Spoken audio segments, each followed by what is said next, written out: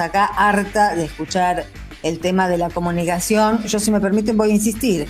Como vengo insistiendo hace mucho tiempo, con que las ultraderechas y las derechas se están articulando en todo el mundo, también en la Argentina, y no estamos hablando de un resultado en una democracia común y corriente, donde hay un partido que propone una cosa y hay otro partido que propone otra cosa, pero dentro del juego democrático. Nos seguimos incluso nosotros, sin ver, sin tomar en cuenta algunas cuestiones que tienen que ver precisamente con lo contrario. Por ejemplo, el caso que mencionábamos ayer, de que Larreta se estuvo guardando la información de qué pasaba con esa presencialidad que él dispuso antes de tiempo, antes que en el resto del país, desprendiéndose de la necesidad del distanciamiento, de una variante Delta que no sabemos qué alcance puede tener y que se lo guardó para que llegara a la veda y para que eso ya no se pudiera decir porque era de alguna manera una crítica electoral, lo usó como herramienta electoral. Es decir, nos siguen haciendo trampa. Algunos de los que ganaron como Milei no son demócratas, quieren ser elegidos para destruir la democracia, lo han dicho una y mil veces. Voy a leer solamente un sueltito de Clarín de cómo explica la derrota del Frente de Todos ayer. Las vacunas retaseadas por manías ideológicas. Mentira. Las vacunas VIP de la manía tan argentina de colarse donde dé lugar. Mentira. Las víctimas de la pandemia que pudieron haber sido salvadas. Mentira, fueron ellos, en sus distritos, los que evitaron salvar vidas. Las víctimas económicas y psicológicas de la cuarentena infinita. Ahí puede ser. La inflación, ahí también. Tenían que pasar factura y la pasaron en las PASO.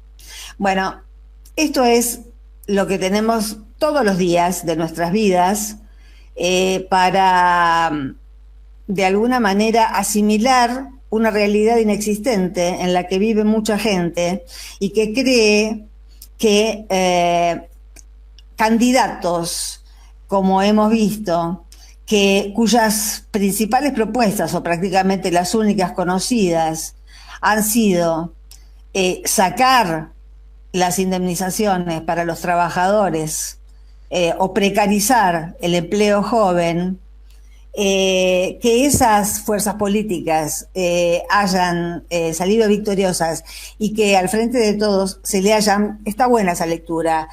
No es que se llevaron los votos del Frente de Todos, sino que el Frente de Todos sufrió un gran abandono de votos. Son dos lecturas distintas y más interesantes, porque es muy difícil pensar que alguien que votó al Frente de Todos pueda votar a Milei. No estaríamos ante ese escenario, o por lo menos sería hiperlimitado. Estamos ante otro escenario donde hay mucha gente que perdió el entusiasmo, perdió la confianza y perdió la esperanza y decidió no votar o cambiar su voto por alguna opción que también engañosamente este aparato de comunicación al que el gobierno no le da relevancia, al contrario, lo subestimó desde el principio, lo sigue subvencionando, seguimos pagando para que ensucien y mientan, seguimos pagando nosotros, ya que nos rompieron tanto los quinotos con quién paga con los impuestos de quién qué cosa, seguimos pagando con nuestros impuestos a Clarín, con pauta que podría ir a otros lugares que marquen otra agenda. Y la verdad, ayer yo estuve dando esos datos de cuántos en el 2018, cómo se lanzó Milei a la luz pública. Se lanzó con el acolchado, recibido acolchadamente por todo ese aparato mediático que lo único que quiere es destruir a este país. Por eso digo que no estamos ante una elección en la que solamente, como han dicho, hasta tímidamente, los candidatos o el presidente se disputan dos modelos de Estado. Por eso a mí me parecía un poco repetitivo y redundante decir que estábamos ante un escenario en el que se definían dos tipos de Estado, porque si bien es cierto, es algo que venimos escuchando hace años, hace 2 siglos que hay dos modelos de Estado en este país y solo hubo 4 o 5 oportunidades a lo largo de 200 años de dar vuelta a la taba y que el poder pasara de las élites a una chance de construcción de poder popular. Ahora, si uno se pone a pensar en qué hizo el Frente de Todos, qué fachada eligió, qué tono eligió, cómo piloteó la comunicación, me disculpan, pero para mí eso es fundamental que lo bueno que se haga se sepa, que el nivel delictivo de muchos de los que fueron candidatos y obtuvieron muchos votos se sepa, es parte de lo que necesita una democracia, y esta democracia no lo tiene, como tampoco tiene un procurador como la gente, como tampoco tiene un poder judicial como la gente. Pepín Rodríguez Simón va a tener tiempo hasta el 2023 para ser extraditado. Digamos, no hagamos que estamos en una normalidad, porque no recuperamos la normalidad. Lo único que hicimos fue ganar unas elecciones hace 2 años, pero la normalidad era tarea del gobierno. Y tuvimos un año a la ministra Lozardo haciendo nada, perdiendo el tiempo, con cosas que eran urgentes y con inocentes todavía encarcelados. Entonces, acá me parece que hay que empezar a hablar un poco más claro. Yo ayer decía que me parecía que se había consolidado el Frente de Todos, y sigo apostando porque es la única posibilidad de salida de esta situación. Me parece bárbaro que se hagan autocríticas, que se diga todo lo que se tiene que decir, lo que corresponde en público, lo que corresponde a puertas cerradas. Pero yo no sé si ustedes recuerdan que hace poco tiempo, relativamente, se cumplió también el aniversario de las PASO inmediatamente anteriores, y la propia Cristina dijo, se olvidaron de alguien porque ella no estaba en esa foto. Y fue la persona que tuvo la idea de este frente, la que lo hizo posible, la que aportó el mayor caudal de votos. Y sin embargo, durante todo este año y medio, un gobierno más reconocible por sus tics socialdemócratas, si me apurás frepacistas, a un gobierno peronista,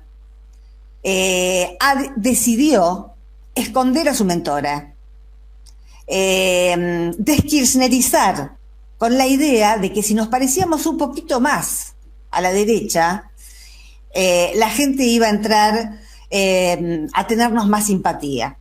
Y yo creo que no. Yo creo que el camino es el opuesto. Yo creo que el camino es la radicalización de un gobierno popular. La escena ya está polarizada. ¿Cuánto más vamos a tratar de hacernos amigos que no nos quieren y que además nos ponen trampas cazabobos en el camino? Lo que ha sucedido con la derecha y la ultraderecha en la Argentina no es diferente a lo que sucede con esas mismas fuerzas antidemocráticas, y cuyos representantes, muchos de ellos en muchas de sus declaraciones, deberían ser objetados, en algún caso por la justicia electoral y en otro caso por el INADI, porque son racistas, son xenófobos, son misóginos. Yo citaba en la nota de hoy, de Página, una frase de Santiago Abascal, que es el líder de Vox, y que es un fuerte apoyo de la ultraderecha argentina, como es un fuerte apoyo de la ultraderecha de toda América Latina, porque se armó, así como se armó la Internacional Progresista, de la que cada tanto tenemos noticias, se armó la Internacional de Ultraderecha, de la que tenemos pocas noticias, porque justamente los aparatos de comunicación la hacen invisible. Pero existe, articula, da recursos, da estrategias, y si no tienen un pelo de bobos, pueden hacer el acting de bobos, pero no tienen un pelo de bobos. Los que estamos teniendo un pelo de bobos somos nosotros, a esta altura, porque no estamos sabiendo aprovechar una oportunidad histórica, y todavía hay tiempo. Yo por eso te decía, a mí me tocó varias veces salir al toro después de una derrota. Uno pierde, uno gana, digamos, el problema es que si perdemos las mayorías en noviembre, y si vuelve al poder una fuerza, articulada como sea, de los que ayer estaban contentos, Vidal, que no se sabe cómo compró su departamento, Ocaña, que hizo denuncias falsas, Manes, que, políticamente es su soquete, digamos, uno se da cuenta cuando habla que la verdad el tipo está tanteando a ver cómo le cae a un electorado de clase media que antiperonista a alguien que no tiene antecedentes. Yo no estuve con Vidal, yo no estuve con Macri, parece que eso es su mejor carta de presentación, pero va a traccionar con ellos en todas las medidas antipopulares y quita derechos que se les ocurra. Entonces es difícil entender, por un lado, cómo el análisis hay que hacerlo desde adentro y desde afuera, ¿no? Y tampoco es con lo que yo voy a decir agotonada, es solamente son unas pinceladas, por supuesto. Pero es difícil entender, o a lo mejor no es difícil de entender y este es un momento bisagra y lo más auspicioso que nos podría pasar es que este fuera un momento bisagra donde el Frente de Todos defina qué es, cuál es el espíritu que lo anima. La militancia está bien porque la necesitamos para ganar elecciones y para que haya movimiento, y como no tenemos medios necesitamos de los militantes para que desparramen un mensaje. Bueno, entonces los militantes estaban bien desde que asumió el Frente de Todos y sin embargo nos pasamos un año que parecía que teníamos tirria a la militancia, porque se identificaba militancia con kirchnerismo. Esto no puede volver a pasar. No puede volver a pasar. O reivindicamos una cosa todo el tiempo o no la reivindicamos. Pero la gente que rodea al presidente en comunicación, ¿entiende algo de comunicación? Yo ya lo planteé varias veces, pero la verdad no han dado señales de entender la comunicación. ¿Cómo puede ser que en la televisión pública, una adquisición de la que se jactan sea Roberto Funes? ¿Cómo puede ser que hayamos militado 4 años en las plazas, viajando por todo el país, soportando la persecución, visitando compañeros presos, para llegar al gobierno y que la televisión pública, la mayor adquisición sea Roberto Funes Ugarte? Que yo no tengo nada contra Roberto Funes Ugarte, pero ahí tiene ese 5N para hacer el show de Roberto Funes Ugarte. ¿Por qué tenemos que tener a ese mismo tipo en la televisión pública? ¿Por qué no hay debate político en la televisión pública si no tenemos otros medios? ¿Por qué tenemos que estar siempre con fósforos y autogestionándonos para poder tener una voz al aire? Mientras Clarín, Nación, la trifecta sigue gozando de la pauta publicitaria. Para mí la comunicación no es menor porque es lo que hace que la gente se configure en la realidad en la que vive. Eso por un lado. Por el otro lado está la realidad efectiva en la que viven. Y aquello de lo que se enteran, no porque lo leen en Clarín o porque lo escuchan en la radio, sino porque no les alcanza la guita para llegar a fin de mes. Entonces, a mí me parece que hemos llegado a un punto en el que si de verdad se empieza a trabajar para revertir este resultado, tenemos que acordarnos de verdad de las promesas de campaña. Y al que no le toque nada de arriba, que no le toque nada y que proteste. Y que nos sigan pegando en los medios hegemónicos como nos han pegado desde el principio sin que les hayamos tocado nada. Porque nos van a pegar igual. Pero que al de abajo que le llegue. Que el de abajo sepa que hay un gobierno que lo respalda y que da las peleas que es necesario dar. ¿Por qué Cristina sigue enamorando? Porque dio las peleas que había que dar, porque puso los ovarios donde los tenía que poner, porque se cagó en las tapas de Clarín, porque no le tuvo miedo a la difamación y porque soportó con su propio cuerpo y hasta fue la única, porque hubo muchos que fueron tocados por esta mafia por el lado de los hijos, porque estamos ante mafiosos, no estamos ante adversarios democráticos. Y esta mafia que gobernó mafiosamente y que ahora vuelve a ganar las elecciones y que si gobierna volverá a ser mafia, tocó además de a sus adversarios peligrosos, a los hijos de los adversarios peligrosos. Y Cristina se tuvo que bancar, viajar 800 veces a Cuba para ver a la hija a la que había desequilibrado la persecución macrista. Son sádicos. Entonces, esto esto lo digo ¿para qué? Para que no parezca que estamos haciendo un análisis de elecciones normales en una democracia normal donde puede haber un socialdemócrata, o puede haber un socialcristiano, o puede haber alguien más de izquierda, o puede haber alguien más de derecha. Eso no sería un problema. Alternaríamos, pero tendríamos la seguridad de que no nos vamos a volver a quedar sin trabajo, de que no nos vamos a tener que ir del país, de que no nos van a perseguir, de que no nos van a inventar causas, de que no van a volver a pinchar nuestros teléfonos, de que no vamos a tener que vivir como en el extranjero en nuestra propia patria. Y eso es lo que son estos que se han diversificado y que han ganado las elecciones. Por eso, por un lado, la gente que maneja la comunicación tiene que esforzarse más por entender qué tipo de comunicación necesitamos y por facilitar el establecimiento de una agenda que a la gente, no al Frente de Todos, no a los dirigentes del Frente de Todos les dé rédito, porque acá también está en juego la estabilidad emocional de todo un pueblo después de un año y medio de pandemia, que no es tampoco un momento cualquiera. Entonces estamos en una anomalía de sistema de gobierno, porque pasan por democráticos personajes que sabemos que no lo son, y que llegado el caso se van a cargar al Congreso, como todos los trumpismos, que respetan los sistemas mientras los sistemas les son favorables, pero en cuanto los sistemas democráticos les empiezan a ser adversos, recurren a las fuerzas de seguridad para dar un golpe, cierran el Congreso, o hacen todo lo que acabo de decir, y todo lo que acabo de decir es delito. Por un lado eso, y por el otro lado seguimos incomunicados. Y no hay disculpa para eso. La verdad que no hay disculpa de que muchos lo hemos vivido en carne propia durante más de un año. Que siguieran silenciándonos como si todavía gobernara el macrismo.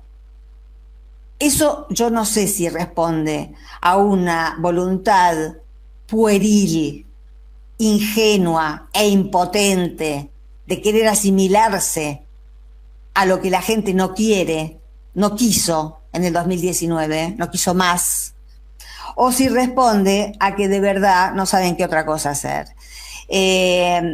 Más allá de ese tema, lo principal me sigue pareciendo la realidad que llega en el plato de comida, que llega en la factura de luz, que llega en el alquiler que no se puede renovar, que llega en todo lo que tiene que ver con la vida cotidiana y de la que la gente se entera no por el diario, sino por su propia experiencia, por lo vivencial. La memoria histórica del primer peronismo, que es lo que todavía sigue vivo, y por eso existe el Frente de Todos, y por eso existió el kirchnerismo, porque continúa viva la memoria histórica de un momento en el que el pueblo tuvo lo que necesitaba y más. Ya sé que estamos en una crisis económica y que debemos 44.000 millones de dólares, pero mirá qué curioso, los que se afanaron los 44.000 millones de dólares ganan las elecciones. ¿Por qué? Porque parte de ellos, los socios de ellos, son los que le dicen a la gente todos los días, me estoy mirando y hablo como si rapeara, son los que le dicen a todos ellos, a toda la gente que los lee, sí, una realidad inversa a la real. Por eso Milei puede parecer para muchos jóvenes, supongo, un rebelde, cuando es un absoluto integrado, que va a volver a hacer las mismas cosas que hicieron los viejos sin peluquín. Milei en el fondo es un pelado. Milei en el fondo es un pelado, no es un tipo gracioso con peluquín. Es un viejo. No es lo joven de la política. Que es la gran anomalía de la comunicación en la Argentina, es que hace aparecer a gente que trae los mensajes más viejos de las élites como lo más novedoso que tenemos para ofrecer. Entonces yo digo, pongámonos las pilas, revisemos el que sirve, el que es leal, el que traccionó a favor, que se quede. El que cortó boleta, bueno, tomemos nota. El que no quiso jugar, tomemos nota. El que no sirve, tomemos nota. Hagamos el intento de ser quienes somos realmente. Primero vendría la pregunta, ¿quiénes somos realmente? Es lo primero que tenemos que discutir. ¿Somos una fuerza de centroizquierda o somos una fuerza un poco peronista y un poco liberal? Ese es el dilema del Frente de Todos. Todavía no se despejó esa duda y la tenemos que despejar ahora porque no hay más tiempo.